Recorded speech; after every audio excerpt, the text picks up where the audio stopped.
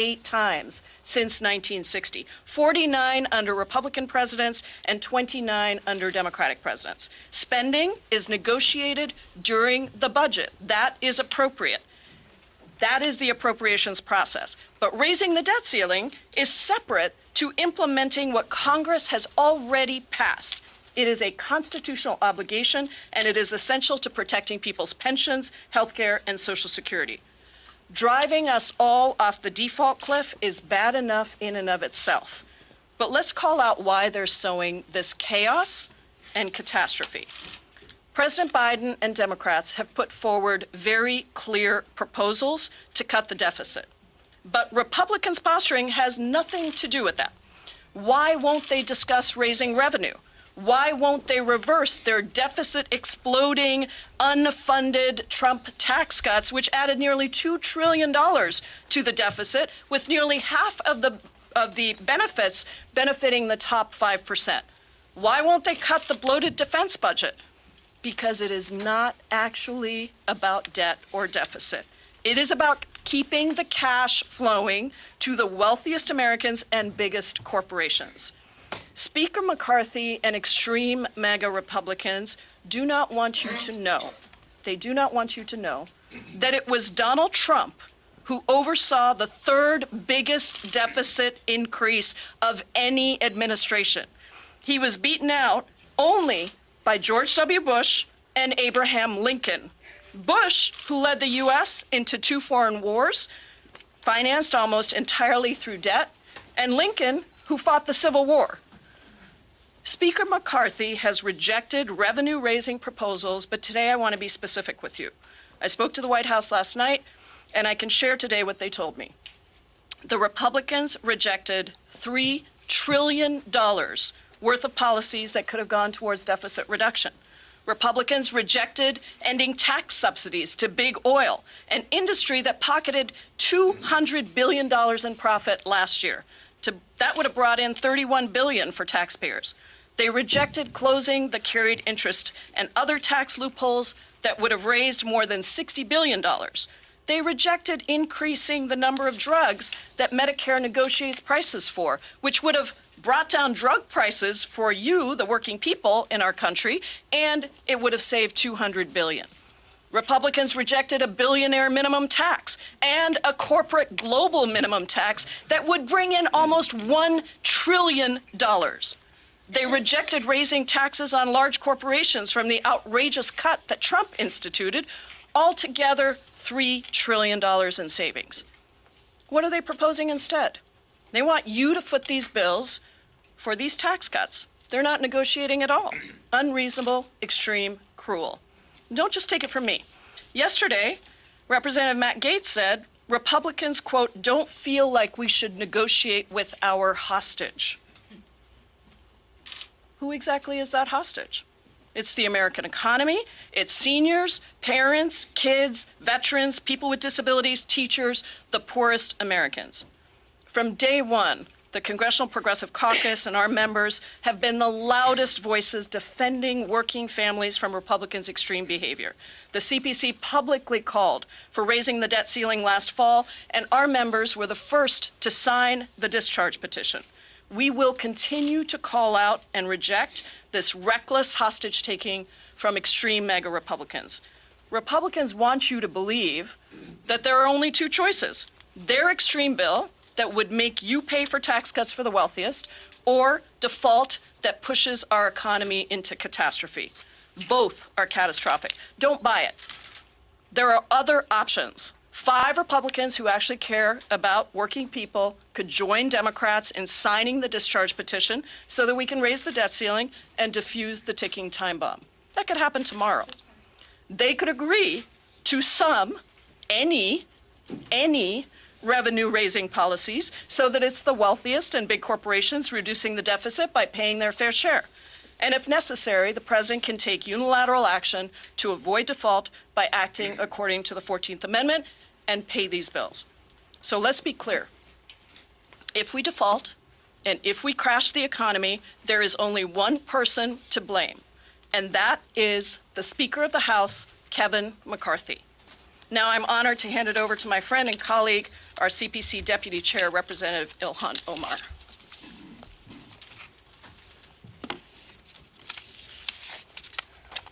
Thank you, Chairwoman.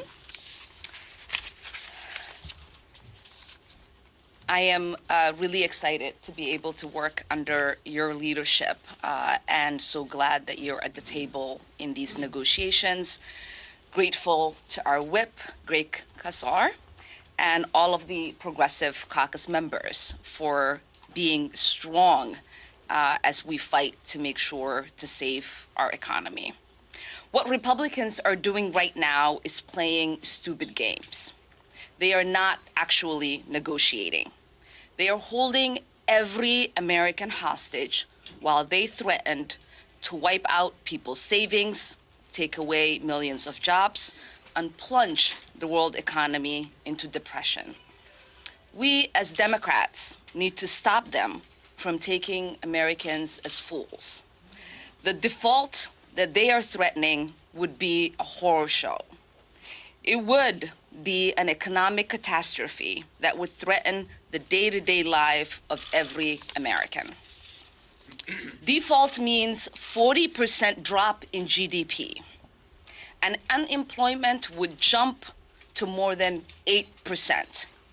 Basic services like air travel could be out of reach, meaning people couldn't go through with their summer plans, they couldn't attend a funeral, they couldn't go to a graduation, they couldn't attend their grandson's christening. And that's just the beginning. Economists across the political spectrum have warned that default on our nation's bills would cause a devastating recession, project weakness to our adversaries, real financial markets worldwide, and raise interest rates and more. But Kevin McCarthy doesn't seem to care about that. So let's look at what it would mean for his own constituents. Even a short-term default would kill over 62,000 jobs in his district alone. It would jeopardize Social Security payments for 54,000 families in his district. It would put the health benefits of 437,000 people in Kevin's district. That's more than 50% of his constituents who rely on Medicare, Medicaid, or Veteran Affairs health coverage. It would also threaten the retirement savings of nearly 75,000 people near retirement in his district, eliminating $20,000 from typical retirement portfolio. If you are not worried about your country's Speaker McCarthy, maybe you can at least care about your own constituents. The hypocrisy here is just astonishing. Republicans have passed over $10 trillion in tax cuts for the wealthy in the past 2 decades. Just those tax cuts alone, as the chairwoman said, account for almost 60% of the deficit. And that's not to mention the $8 trillion spent on endless wars over the past 2 decades, or the $858 billion Pentagon budget that his pals voted for just last month. Are they willing to cut the Pentagon budget? No.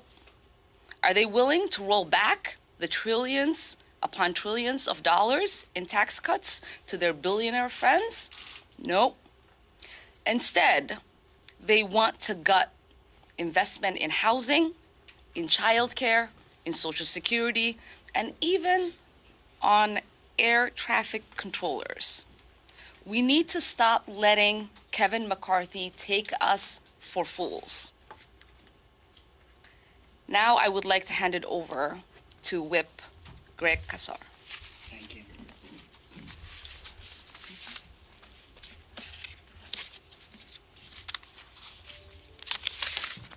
There they are. Good afternoon, everyone. I'm Greg Casar, and I am proud to be Whip of the largest progressive caucus in congressional history. And as part of my job, I asked our members where they stood on this dangerous and manufactured crisis. We usually give a few days to respond, but I can tell y'all that within minutes, we were hearing from the overwhelming majority of our members that they would not stand idly by while Kevin McCarthy and the most extreme Republicans threaten to strip the savings of millions of people from our community, threaten millions of jobs, finance tax cuts for their billionaire buddies by depriving Americans of food and health care. We simply will not stand for it. Starting from day one, progressives have been the most consistent voices defending working families from Republican hostage taking. From day one, progressives have consistently been speaking out about how dangerous it is that one of the two political parties in America, the Republicans, are willing to threaten the global economy over trying to win tax cuts for billionaires. That's scary.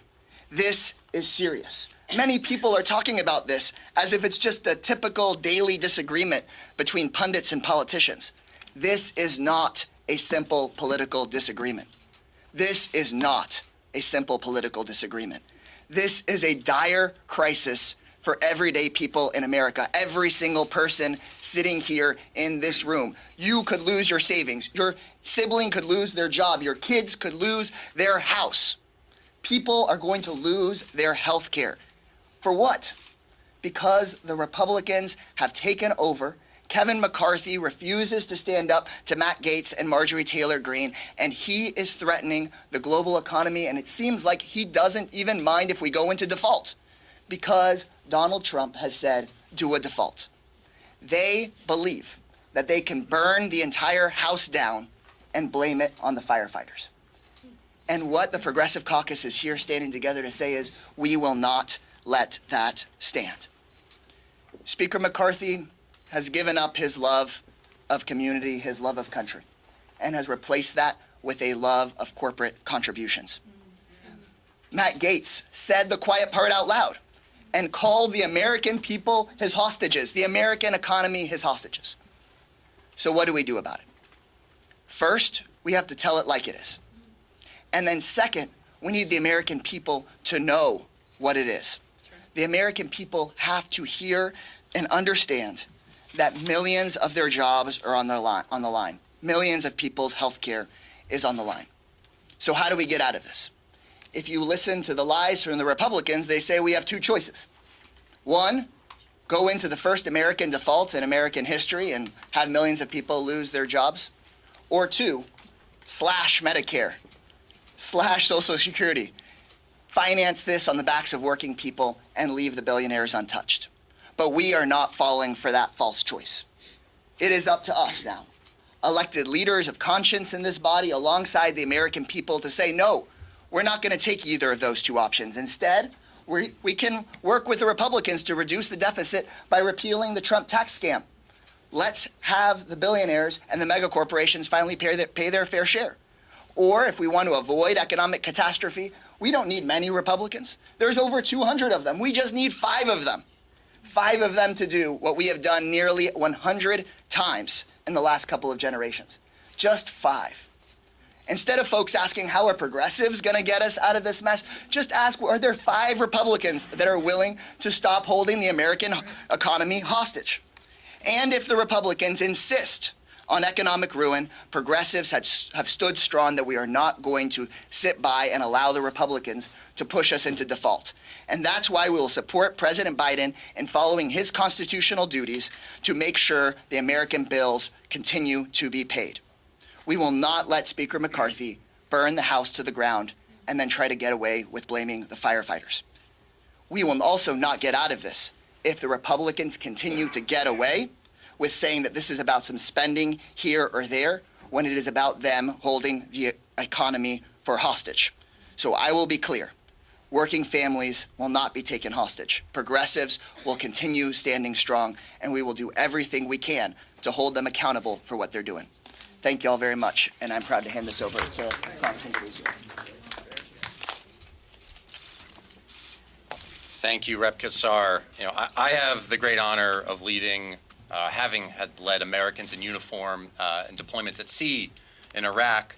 I'm a proud VA patient. I now get to serve as the vice-ranking member on the House Committee on Veterans Affairs. I want to talk about the Republican default threat and what they're doing through the lens of how it's going to impact my fellow veterans. And essentially, that default threat is exactly this: risking and threatening government defunding. It's what they're attempting to jam through that will hurt my fellow veterans, the American people across the board. Also, they can continue to protect tax cuts for the wealthiest people and most powerful corporations that have ever existed in human history. It is textbook fiscal irresponsibility. First off, Republicans voted to claw back $2 billion from the VA. That is a cut, period. $2 billion. Now we have a Republican appropriations bill that underfunds the VA Cost of War Toxic Exposure Fund by nearly $15 billion in 2024 and provides exactly $0 in advance funding for 2025.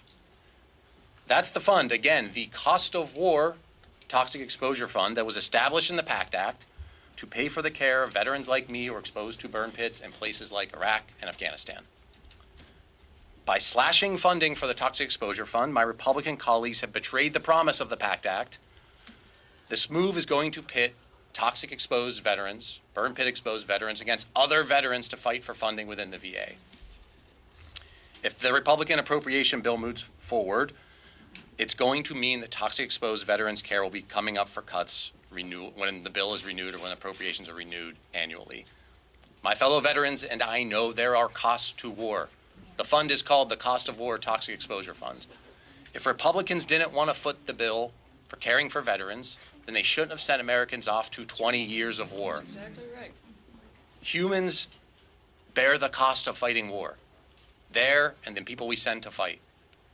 Plenty of chicken hawks had no problem voting to authorize these wars for years, sending Americans off to do this country's bidding. And now they count pennies when it's time to care for them. If Speaker McCarthy has his way, things will get worse when Republicans continue to defund other programs, the basic things our government does. Programs that veterans and so many Americans care about, from rail safety to food safety inspections, housing and food assistance, and so much more. Republicans are saying cuts, cuts, cuts. You don't hear them talk about revenue because they want to keep taxes low for gazillionaires and the biggest corporations, driving up deficits. They want to defund the IRS so that it's easier for tax cheats to get by. That's their mission. They'll make your life worse to protect tax cuts for billionaires. You want to talk about fiscal responsibility? Holding our economy hostage while giving tax cuts to the wealthiest and massive corporations is anything but. It is a dereliction of their duty in Congress. A default will kill thousands of jobs in my district alone, and others will be the same. Veterans will be among the first and likely worst hit. It will mean late checks for veterans' disability payments, Social Security, and so much more. It will hurt every single American, and my Republican colleagues know this. It doesn't have to be this way. We don't have to push. They don't have to push. Let me be clear. They don't have to push the United States into default. We can take this hostage taking off the table, save our budget fight for another day. Now, I'm new here. I still have some hope and optimism about working together and finding common ground where we can. I have bills with Republicans here in the House. My colleagues do too.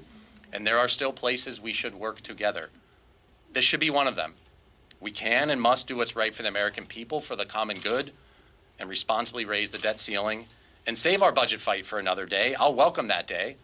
We can let the American people decide if they want the Republican plan. Slashing all of government to protect tax cuts for the richest and most powerful among us, or our vision that fights for our shared prosperity and rewards work and not just wealth. Let's have that debate. We have a way out of this manufactured crisis through our discharge petition. I'm calling on my Republican colleagues to put this country first and join us for the sake of the American people. Come with us to end this crisis you've created. So thank you. I now like to introduce a member of our Democratic leadership, ranking member of the Rules Committee, Jim McGovern.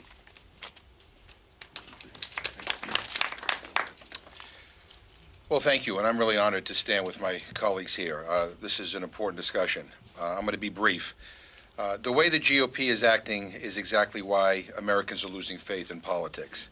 Speaker McCarthy says we can't ask billionaires to pay another cent more in taxes, that we can't save a single dime in our bloated defense budget, but that we need to nickel and dime America's moms and dads to get our fiscal house in order. They want to solve this problem by going after a food benefit program that pays somebody on average $6 a day so that they don't starve. It's as absurd as it is cruel. And understand this, right now, in America, the richest country in the history of the world, over 35 million of our fellow citizens don't know where their next meal is coming from. And to put it bluntly, they are hungry. And let's get something straight. Most people on SNAP who can work do work. That is a fact. There are already work requirements for SNAP and TANF. That is a fact. And by the way, study after study says that these work requirements for SNAP and TANF do not help people into jobs. They simply make them hungry and poor. That's a fact. Republicans routinely vote against raising the minimum wage so that people can actually feed themselves. They voted to cut job training and child care, things that actually help people get a job and keep a job. And now they want to go after this measly $6 a day food benefit? I mean, who would this impact most? It would impact veterans, homeless people, people just graduating out of foster care, people with undiagnosed mental illness. I mean, really? That's who they want to target? How low do they want to go? How rotten do they want to be? You know, their so-called debt ceiling bill that they brought up a few weeks ago, that bill, if you remember, would have cut Meals on Wheels, would have thrown 1 million senior citizens off of Meals on Wheels. It would have cut WIC, taking away nutrition from our most vulnerable children in this country. You know, Moody's says that their debt ceiling bill will kill 780,000 jobs. So they're killing jobs, but saying you have to get a job if you want any of these benefits. I mean, what the hell is wrong with these people? I mean, this is unconscionable. It is unjust. It is just mean. It is a rotten thing to do. And let me just say this. Democrats are not going to vote for a bill that screws poor people while protecting rich people and paving the way for another tax cut for billionaires. Period. End of story. Thank you. Let's go. All right. Well, thank you all so much. Incredibly powerful words here. We'll take questions, and the first question goes to CNN. Chairwoman Narwhal, you all mentioned a number of times an option that you're looking at is the discharge petition. It would only take 5 Republicans to get on board. There's also 2 Democrats, my understanding, that have not signed on to the measure. But can you talk about what your conversations have been with members across the aisle? We're hearing there's not any appetite among Republican conference to join on to this. What are those conversations like? Are you getting indication that there is support among Republicans? And I want to invite any of my colleagues to feel free to step up as well and answer these questions. I will just say that as long as Kevin McCarthy continues to act like he's not going to even put anything reasonable on the table and finance tax cuts for the wealthiest on the backs of poor people, those Republicans are not coming forward. But there is going to be a moment here, and it's coming very, very soon, where they will have to make a choice between their constituents and their country and an extreme mega Republican hostage-taking that their speaker is leading them into. Congresswoman, can you talk about, do you think the White House should have done anything differently in these negotiations? Should they have engaged earlier? Do you feel like The problem is not the White House. The problem is Kevin McCarthy and the extreme Republicans.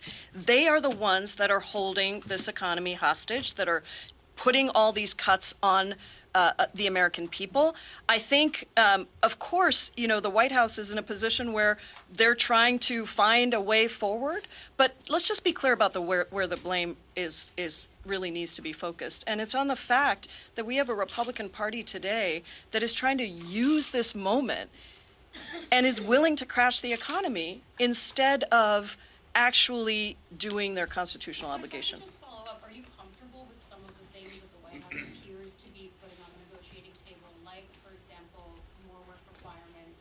I think we've made very clear what our position is. We have, thank you, we had these beautiful signs made and they were hidden. We have another one over here too.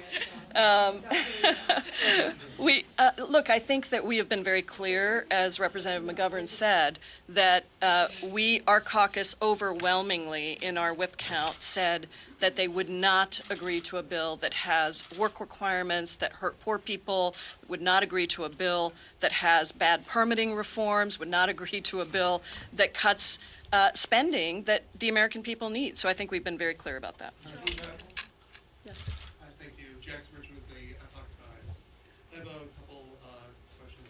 One, were there to be a default, are you concerned that Americans will blame you and your fellow Democrats? And the second question is there anything you and your fellow Democrats or Progressive Caucus members would be willing to concede? For example, would you be for recovering unspent COVID funds? On the second question, I would ask the Republicans what they are willing to do to cut the deficit. I don't understand why the conversation is about what tax cuts poor people and working people should finance for the richest people in the country. So I would turn that question to the Republicans. On what was your first question? Oh, blame. Listen, did you hear Kevin McCarthy's press conference this morning? He said multiple times that he's not to blame. That means he knows he's to blame. If you have to say it that many times, you're to blame. Charlie Johnson. Yeah. On the 14th Amendment, are you worried that progressives might appear to be undermining the current negotiations? Because it does appear that both sides do want to come to some sort of bipartisan agreement. Do you worry about what this looks like? I was just checking to see if Jamie Raskin were here, but I see our Judiciary Committee ranking member is here, so let me give it to Mr. Nadler. Well, number one, I don't think it appears that both sides want to make concessions. The Republicans have made very clear that they want to make no concessions at all. That quote that we heard from Matt Gaetz that we're holding that we're not going to negotiate with our hostage. You didn't hear the speaker contradict that, and we haven't seen the speaker being willing to make any concessions whatsoever. There have been no concessions. Now, the 14th Amendment is something that can be used. It is constitutionally a good way to go. The problem with the 14th Amendment is that there would undoubtedly be litigation. I don't think anybody would have standing, but the litigation would be over the question of standing. And the period of uncertainty until the Supreme Court rules would certainly roil the stock markets. A lot preferable to breaching the debt ceiling, but not as good as the Republicans agreeing that they're not going to hold the economy hostage anymore. Would progressives support any deal that Speaker McCarthy is involved in brokering? Well, sure. If he wants to allow 5 Republicans to sign the discharge petition, we'd be thrilled. We'd definitely support that. And what about a deal he's brokering with the White House? Well, look, I think it all depends on what's in the deal. You've heard that we are not going to take a deal that hurts working people. And so I think that is at the core of this. I think the question, again, just to be clear, I think the question is Kevin McCarthy willing to actually consider what it takes to reduce the deficit, which would be all of the things the president has put on the table, $3 trillion in savings, instead of continuing to hold people hostage and try to tank the economy. Chairwoman, Yeah. should President Biden and Democratic leadership have pushed for revenue increases? It seems like tax increases on people like Elon Musk and other billionaires would have been a popular thing to push for early. And second question, are House Progressives prepared to support a motion to vacate the speakership if it were to come up during these negotiations or otherwise? We need to let the Republicans deal with their own speaker. But here are some of the savings that were rejected by Republicans. So the White House has been pushing these. The president already released his budget with many of these things, but these were specifically things that were put on the table during negotiation that were rejected. So we have been putting these on the table, and that's why I think it's important. That's why part of the reason we wanted to do this press conference, because I want people to understand that if you really want to talk about the deficit, then let's talk about the deficit. But let's not pretend that you want to talk about the deficit and then talk about taking food away from hungry people, which actually is not just bad for hungry people, it actually saves no money and is not effective. And so I think these are the things that have been put on the table. I wanted you all to know that. Leanne? There's polling that shows that more Americans want budget cuts connected to lifting the debt limit. There's another poll that says nearly half of Americans think that. So are Democrats and the White House not effectively messaging Democrats' position? Well, I think you see what we're doing today. We want to let the American people know. I don't think it's too late. No, I think it's very much right there, and I think you all play a big role in this. I'm really glad that we have a big room here because it is not normal to have this happen. And there are not just two options on the table. And I think it's important that the American people understand what has been rejected over here and what the effects will be of what they are doing. Those two things are incredibly important, and so I think we're committed to making sure we continue that. And that poll is actually also really interesting, right? Because it makes sense that if you asked the American people, should there be cuts, that they might say yes, but then you have to ask them, what do they want cut? Yeah. You might find that most Americans might be interested in repealing the tax cuts. Right. Most Americans do not support corporations and millionaires and billionaires getting away with not paying their fair share while, average people are subsidizing that lifestyle for them, whether it is, subsidies to their yachts or private jets. Many Americans might have an opinion on where those cuts should come from. If you were to ask many Americans, do you want Medicaid cut? Do you want Social Security cut? Do you want to cut benefits to veterans? That is not the kind of cuts that most Americans are thinking about when they say we should be cutting.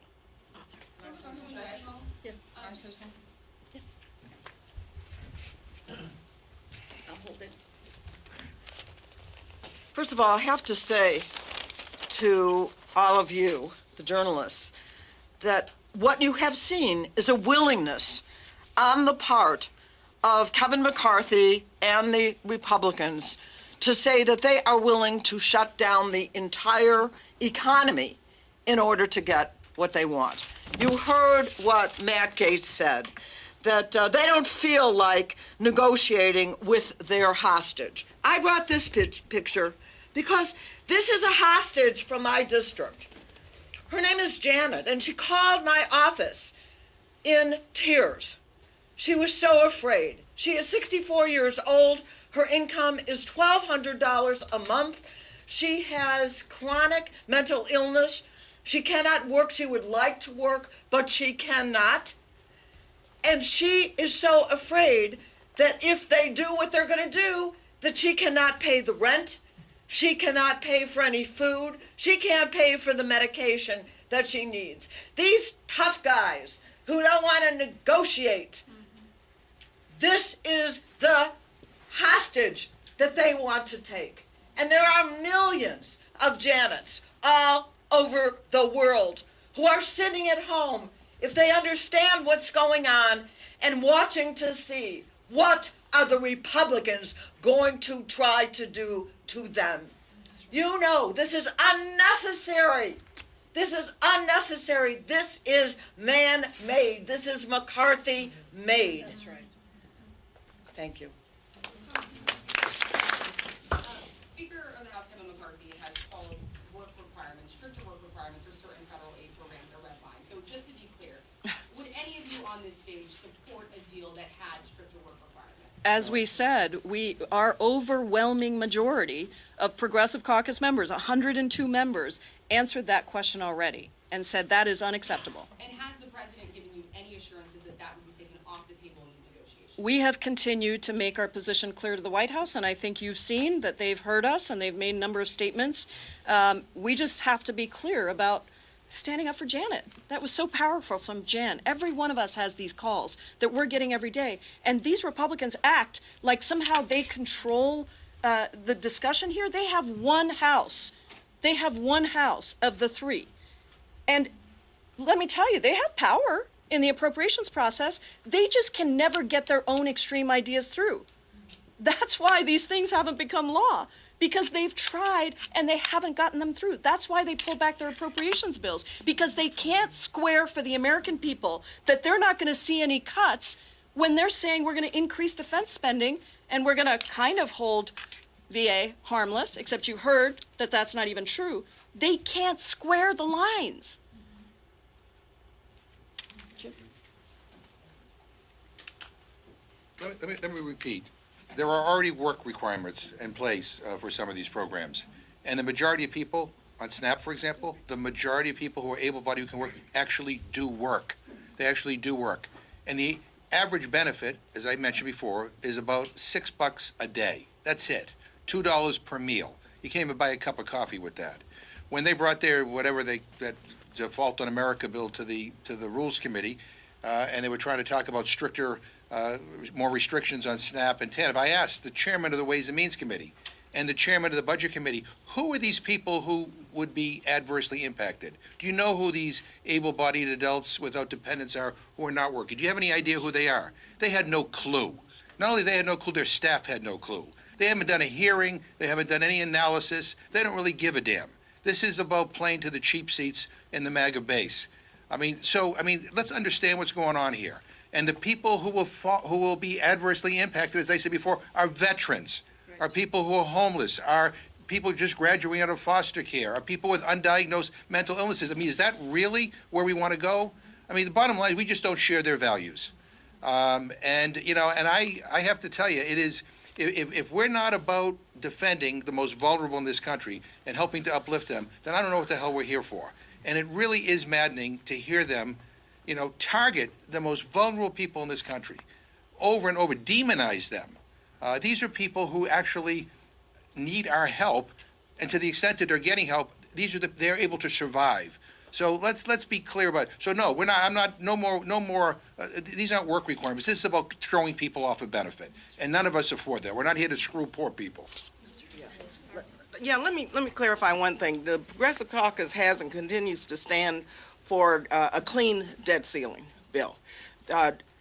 It should not be connected to wreaking havoc on people's lives through these horrible budget cuts.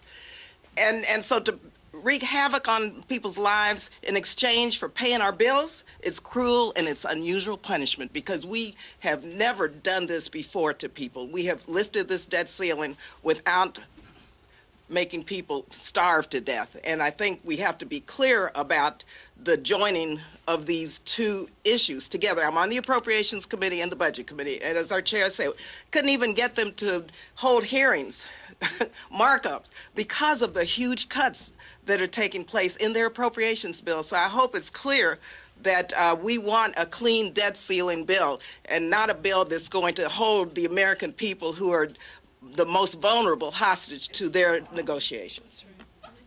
Thank you. Thank you so much to all of our colleagues here who have made such incredible and forceful arguments. I want to reiterate one point. The reason why anyone is asking anyone on this stage about what we would vote for is because Kevin McCarthy needs our votes. Because Kevin McCarthy doesn't have the votes. Because Kevin McCarthy is going to the White House without a majority of his caucus. He does not have what is necessary to negotiate. And for any question about what anybody would settle for, he has responsibility to concede.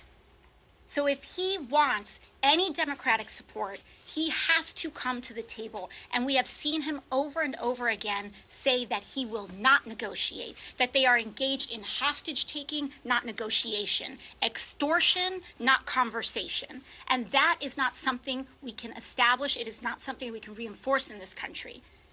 The proposal that we see on this table right now, that Kevin McCarthy and the Republican caucus have put down, has been an absolute rejection of the same reckless tax cuts that were passed in 2017 that we said at the time would explode the debt ratio, that would explode the deficit.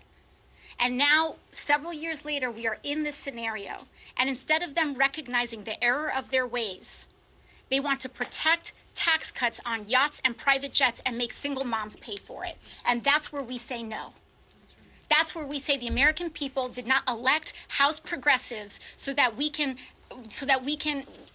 lay back while people's food benefits are cut. We're here to fight for working families. And so this is the last caucus to ask, what are we going to give up in terms of people's food, in terms of people's health care, in terms of veterans? And the time is now to ask the Republican caucus why they are valuing billionaires over veterans and single mothers. This is shameful. We can put an end to it. And it only takes 5 of the 18 Republicans that are in Biden-carried seats. Thank you. Okay. We're going to go right here. And then we'll come over. So if Republicans are dug in on their position, are you guys supportive at all of these daily talks between White House aides and McCarthy allies? Is there any point to them? Well, I think the president has been trying to talk to them, but I think time is running out. Time is running out. People, you heard about Janet, people are afraid. People do not have the resources that many of these millionaires that sit in Congress on the Republican side of the aisle have. They are living paycheck to paycheck, and this is playing with their lives. Yes. Are you all concerned that President Biden would end up making concessions that you all would not agree with? Well, we have been clear that any deal that the White House strikes, and I've had this numerous times, said this privately in conversations, and we've said it publicly, any deal that the White House strikes has to be something that we House Democrats also are a part of and at the table for. And so I'm pleased that I've been at the table. We've been continuing to make our voices heard. The entire Democratic caucus has. The leader, Jeffries, has been strong on these points as well, and we appreciate his leadership. But you're willing to tank it if it's not? They are willing to tank it. No, sorry. That is exactly the problem, is when the media reports this as not their fault. And I'm just going to say, I know so many of you, I have so much respect for what you do, but let's tell the truth here. We are not tanking anything. The debt ceiling has been raised because we have an appropriations process, and during the appropriations process, the budget process, we negotiate. The Republicans can try to get whatever they can there, but then we agree. No, this is important. The American people should hear this. Then we agree on spending. Republicans agree, Democrats agree. We decide, we appropriate money based on what Congress has passed, legislation that we pass in this body. That is democracy. And then, when it's time, the debt ceiling is raised to accommodate what we have already passed, Republicans and Democrats, in a democratic process. I'm sorry, let me just clarify. Okay. I bet if the president, the White House, and Republicans come to an agreement tomorrow, let's say, and there are 1 or 2 items on there that you are not happy with, are you willing to vote against that? Well, we don't draw red lines about what a final bill is. What we have said is there are 3 proposals that Republicans have put on the table that are unacceptable. Congresswoman Dianne.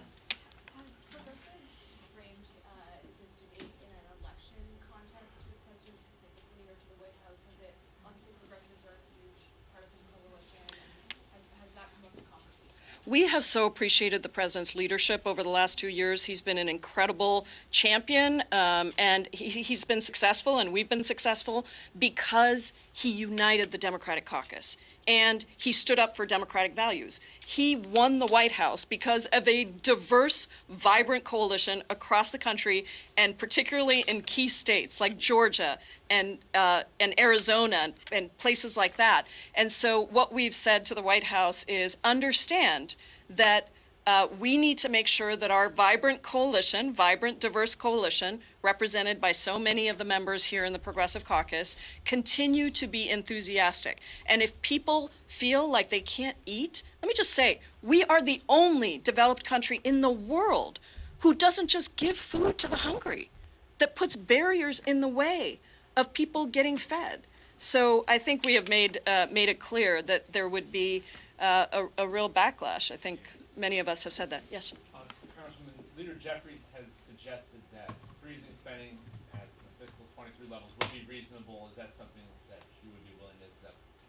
We don't know what deal is in the making here. What I would say is we've been clear about what we will not be able to support, a bill that screws poor people. Chair one. Yes. Probably have time for maybe one or two. Sure, on the topic of blame, President Biden himself this weekend said on the politics of it, no one would be blameless. Do you think Democrats deserve any blame at all for where we are? I really don't. I mean, I don't know, we can go around, but I really don't. It is not us that are trying to tank the economy, crash the economy. It is not us that are trying to strip benefits away. I think my friend Representative Omar made a really important point. You know, if you ask the American people, would you rather raise taxes on the wealthiest so they pay their fair share, or see a cut to your Social Security benefits or your veterans in your district? I can promise you what they're going to say. The vast majority are going to say, make sure that those wealthy are paying their fair share. Most of us voted to raise the debt ceiling 3 times under the Trump administration. Yeah, that's So right. put the blame on whoever's refusing to raise the debt ceiling. Correct. I think it's a question I've been asked multiple times. And this is a question like asking a hostage, why didn't you pick the lock faster? Why didn't you get your arms untied quicker? Should you have thought about going out the back door in the middle of the night? If the hostage gets hurt, you all should be asking the hostage takers, why did you do that? Not asking the hostage, why didn't you pick the lock faster? I think the other really important point is, I think there are many in the Republican Party, unfortunately, that want to crash the economy, that want to send this country into chaos and catastrophe, and think that maybe it will help their election prospects in 2024 if the country is in chaos. And that is just absolutely cruel, untenable, cannot be rewarded. Last question. Is there any regret among Democrats for not raising the debt ceiling when you guys were Well, I will say this. If you look at our executive action list from last year, lame duck session, we pushed very hard and raised it multiple times that we needed to deal with the debt ceiling immediately while we had control of all 3 bodies. And ranking member of the Budget Committee, Brendan Boyle, has a great bill on this to take care of the debt ceiling, allow the Treasury Secretary to raise the debt ceiling. Many of us are proud to be on that bill. I think this is really important because I think there used to be this idea that the debt ceiling was sort of sacred, you know, that it was just paying your bills. This had already been negotiated. It was already agreed to. And what we've seen is Republicans increasingly taking on those very sacred principles of keeping the economy going, of not defaulting, of not throwing people into uncertainty and chaos and catastrophe. And clearly, these extreme mega Republicans are not those folks anymore. I was actually just thinking about this when Jarrett said some of us voted to raise the debt ceiling 3 times under Trump. I would love for you all to ask McCarthy what he thought about Pelosi not saying she wanted to repeal the Trump tax cuts in order to raise the debt ceiling. Right? I think these are the kind of conversations and questions that should be asked of the Republicans. When we talk about hostage taking, we should be asking them, why are they taking the American economy hostage? What are they afraid about when it comes to having these conversations during the appropriation period? Why do they think this is the time to have these conversations about cuts when we are desperately trying to avoid a default and not just doing a clean bill and having these conversations about cuts when it is the appropriate time? Because as Representative Barbara Lee said, they don't have the votes for that. We know that the only reason they were able to pass the bill here is Kevin McCarthy was very clear to his caucus or conference by saying, don't worry about the substance. We just want to say we did something, and we want to hold it over their heads. Many Republicans, if this was a real bill, would not have voted for it. Many of them know the kind of damage that their constituents will face in their pocketbooks every single day. And it's not just the 17 that Alex was talking about. So many Republicans would not be able to go back to their districts if this bill that they passed out of the House became law. That's right. So you need to ask them, why do they sell this as a non-substantive bill that Republicans had to worry about? And why is it that the negotiators that McCarthy is sending, like McHenry, are saying, we're not negotiating on anything.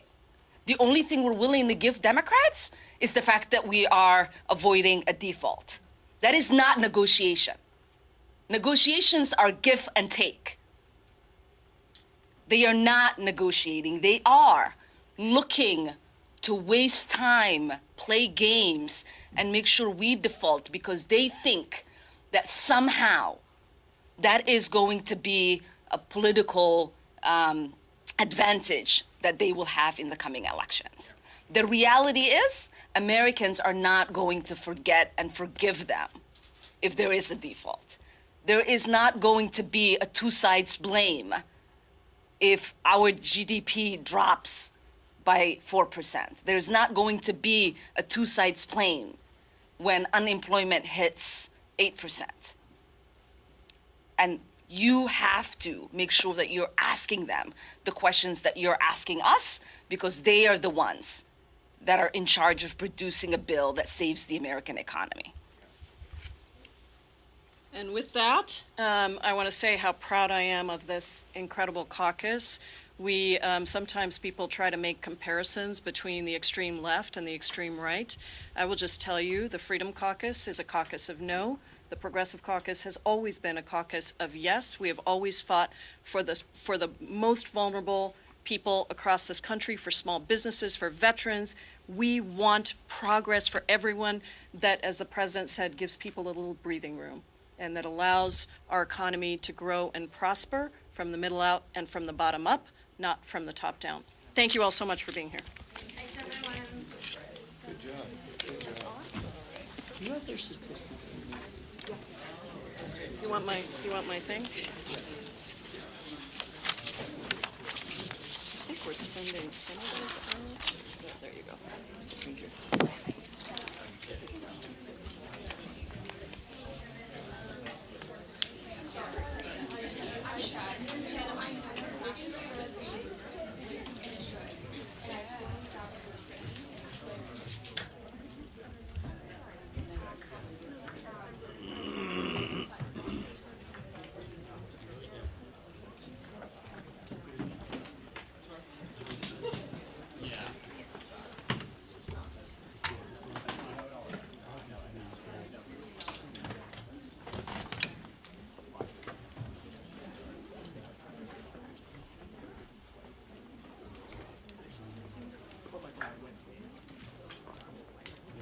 We have a 4 o'clock in here then. 4 o'clock in here. Yeah. You want to put deer crossing signs up? Right? Maybe railroad crossings? Well, it won't be so much like that. 4 o'clock, there were a lot of stuff.